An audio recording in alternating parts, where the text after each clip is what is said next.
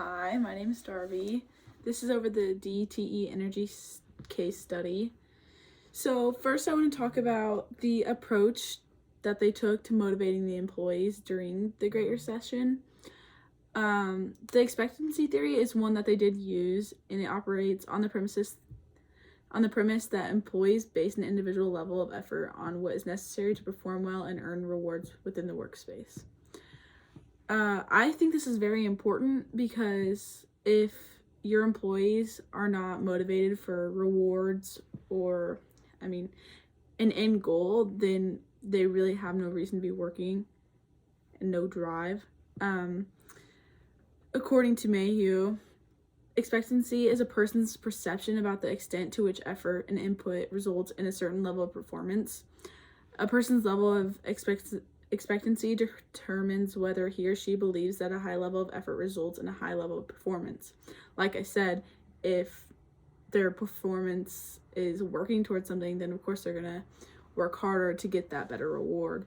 But if they have low effort, then their performance is going to be low too. People are motivated to put forth a lot of effort on their jobs only if they think that their effort will pay off in high performance. That is, if they have a high expectancy. So because in this situation, he was expecting them to perform well for their community, it also gave them a drive and a goal to make the community better.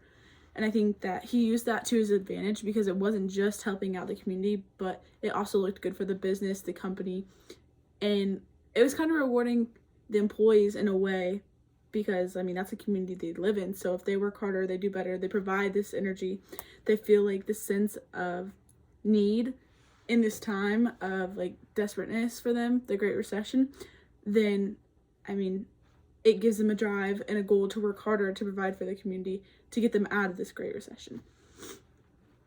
The fact that the business was not performing well puts a damper on the employees, and especially because it was a hard time. But when the president asked the managers to begin to cut the costs by $200 million, so it wouldn't come to the circumstance of them having to lay off more employees, that really brought them together and united them. The expectancy theory was seen in this case when the costs were limited, and then the employees were taken care of by getting to keep their jobs. So they worked harder to reduce those costs and then to have higher production rates, and that paid off because their co-workers weren't losing their jobs, and their job could be at stake.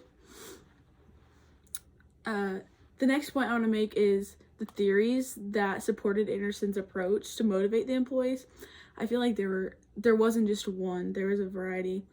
And then I'm also going to touch on the models alone that prepared him to solve this challenge, and if they did or if they didn't.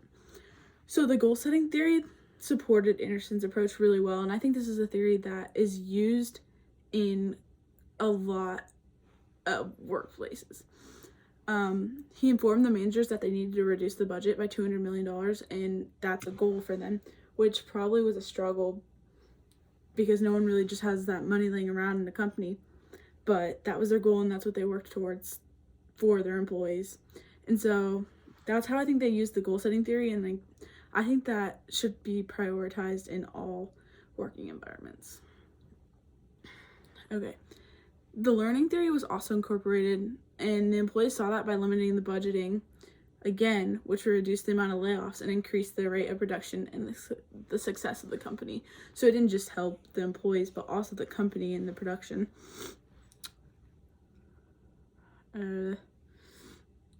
According to the equity theory, Keeping Employees Motivated, 2018, the learning theory was also incorporated based on the idea that individuals are motivated by fairness. And I think that they were motivated by fairness because if they were working hard to keep the budget low and get their production rates high, then fairness would be everyone keeping their job, not just one person losing it. So I think they worked together for each other, and that was the fairness.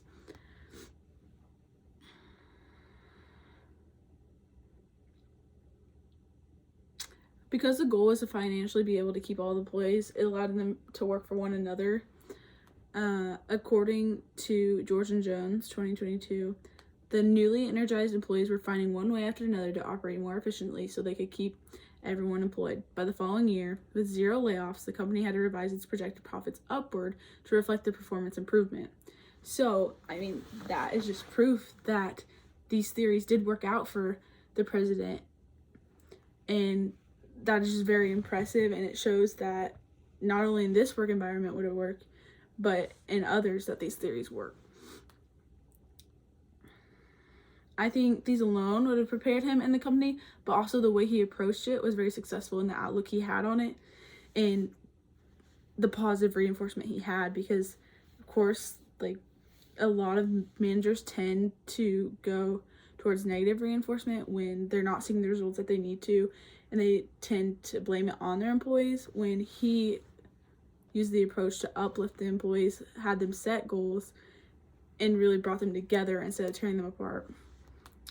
And GTE's effort to motivate his employees, what were the goals? And I kind of just touched down a little bit on that, but I'll go into more depth and about the reinforcement that he used. The goals included continuous employment, ties to the community, which was very important, especially in the small community and with what was going on, the Great Recession. He really gave me the impression that family mattered and that they wanted this environment to feel like a family, like helping one another keep their jobs, reaching out to make sure everyone felt involved in the company, and not just in the company, but that the company involved the community too and was providing in these hard times. Reinforcement included cutting down the expenses, efficient operation, and more. All these were forms of positive reinforcement. Like I said, he wasn't really one with negative reinforcement, and this positive reinforcement allowed the employees to thrive under the conditions while being rewarded for working together and efficiently. I would expect this to be beneficial because in many environments you see individuals who have a reward to work towards, and then those who have a reward to work towards are working harder. My summarized recommendation for this company, reading this, I was kind of brought into a different perspective because I don't think that I've ever had a case study where positive reinforcement was strictly only used, because in this I didn't see any form of negative reinforcement, and that's really impressive being someone that wants to be a manager one day of a company.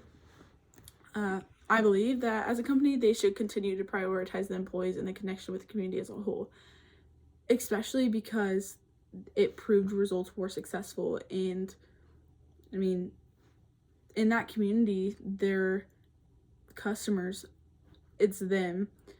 So I think that's really important to keep them involved in the know and make them feel like they are important to that business and that they are what keeps it running. Because they prioritized their employees, it made the environment and the business more successful, because the employees wanted to work harder and the customers knew that what they were buying into was beneficial. All the theories I listed are the theories that were used and successful. Even today, these theories are used and provide a good foundation for businesses. Reading this, it makes me really think about, once I open my business, what theories I'm going to use, especially if I were to get into the situation, how I would react, because he reacted very calmly with positive reinforcement. And sometimes it's hard because negative reinforcement is so simple to put the blame on someone, but instead he took accountability, and then he set goals for them and helped them. He created a plan to help the business thrive. I look forward to a job that has this, and once I graduate and I'm looking for a job, I'll prioritize the way that they treat the employees and ensure that the managers and company don't just see me as a number, but as an individual who's helping them grow their business. And I think that this case study is a definition of what that would be.